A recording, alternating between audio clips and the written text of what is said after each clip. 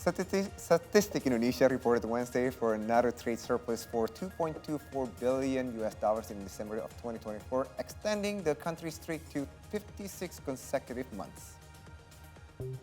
December export totaled 23.46 billion US dollars, up 4.78% year on year, but down 2.24% from November. The drop in monthly export revenue was driven by declines in non-oil and gas export, particularly for the processing industry that dipped 3.55%. The commodities include machinery, nickels, and metal ores. On the other hand, Indonesia imports reached 21.22 billion US dollars, an 11.07% increase from December of 2023 and an 8.1% rise from November.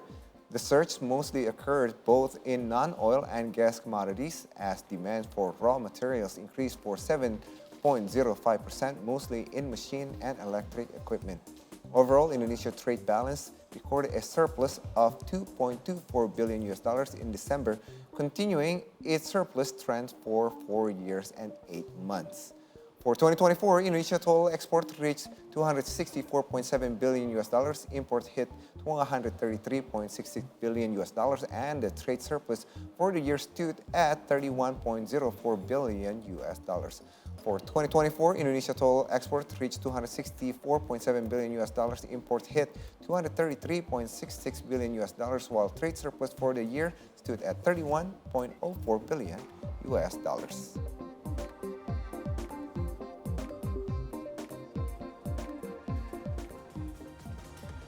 To delve more into the topic, we're now connected with the Statistic Indonesia Acting Chief Amalia Adininggar.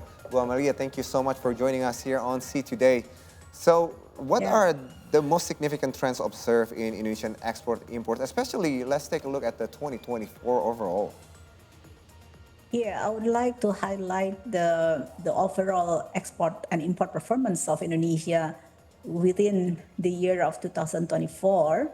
And then we can see that Indonesia recorded the total export of 264.7 billion US dollar during the whole year of 2024 for the export, for the total export. And then around 248.83 billion US dollar is non-oil export commodities. And on the import side, I would like also to mention that Indonesia recorded import of 233.66 billion US dollar, which is increasing around 5.31% compared to the last year. And then if you look at the trade balance, Indonesia in 2024 still recorded the trade surplus for the amount of 31.04 billion US dollar.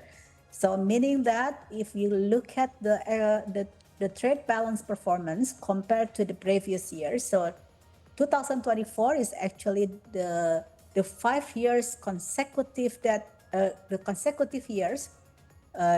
years consecutive that Indonesia recorded the trade surplus within the whole year. So this is actually what I would like to mention. And then if we would like to mention what is the commodities contributed to the surplus, and some of them are coal and palm oil, iron, and also steel products. All right, so you mentioned 5 years consecutive years, year on year of a surplus, and you mentioned some of the sectors, which is some of the items are coal that drive the prices, and which one are facing challenges for the 2024 on the export sector? Yeah, I would like to mention again about the driver of the export growth in 2024, actually in more details, if you don't mind. Yes, please. And actually, the good thing of Indonesian export performance and also the trade surplus performance, because in the midst of the global uncertainty, Indonesia still can have the trade surplus during 2024. And then if we look at in more details regarding to what commodities contributed to our export performance in 2024, especially for the non-oil and gas commodities. One of the contributing factors is the agriculture, such as coffee beans, fruits, clover, and black pepper, and as well as vegetables. Under the category of agriculture, that our export is increasing as much as 29.81% compared to last year. And if you look at the manufacturing products, Indonesia also experienced an export increase for the manufacturing products, and then commodities contributed to this increase is actually gold and gold products, nickel and nickel products, and also copper and copper products, and other like CPO and its products. And again, only for the mining sector, export of mining sector, which is not processed, is declining, because this is actually very much aligned with the Indonesian national program to do more downstreaming process for the mining commodities. So meaning that's why this also the downstreaming program is also contributed to the increase of our manufacturing export products. All right, so it sounds like even though the number is going down, but it's actually in line to what the government has been planning, which is the downstreaming. Yeah, sorry, no, the one which is declining is not the processed products, right? But the one which is declining is actually the mining commodities, which is unprocessed. All right. So meaning that the one which is under the category of manufacturing products, which is the processed mining products, is increasing, as I mentioned earlier. Right. Yeah. So you mentioned. That's why it is very much aligned with the downstreaming program of Indonesia. Right. And now, one of the things you mentioned, of course, is on everybody's mind, is the global uncertainty. Now, have there been any significant changes in export destination for Indonesian products with what's going on in the global economy at the moment? Yeah. As far as we also look at this figure, that our main export destination doesn't change much, because our first, the biggest or the largest export destination is still China at the first place, and the second largest export destination is the US, and then the third one is India. And then also there is like another region also becoming the main export destination of Indonesia is ASEAN, where we export to ASEAN around 45% of our exports. And also we export to China, is around 60% of our export is actually directed to China. To the US, around 26%. This is not the percentage, but the thing is that to China, around 60 billion US dollar. Again, I would like to repeat again, that one, what the number, that Mas Indra, ASEAN, we export to ASEAN around 45.2 billion US dollar. And then to China, we export around 60.2 billion US dollar in 2024. And to the US, we export around 26.3 billion US dollar. So actually, again, China, US, and India, as well as ASEAN countries and the European Union, still becoming our main export destination. Interesting. Now, let's shift a little bit to the import. So what are the major commodities being imported to Indonesia so far? So if I can say for this, the fifth largest imported products of Indonesia is machinery, mechanical machineries, electrical machineries, iron and steel products, plastics and its products, and also vehicles and its part. And for these five imported products, it contributed around 46.34% of our total import. All right. And then if you are asking where is actually the sources of the country or the import sources for especially like for example mechanical machineries, then our main country our main import sources are from China, around 51% of it, and from Japan and also Singapore. This is for the mechanical machineries. All right. So China is still the main source for our import.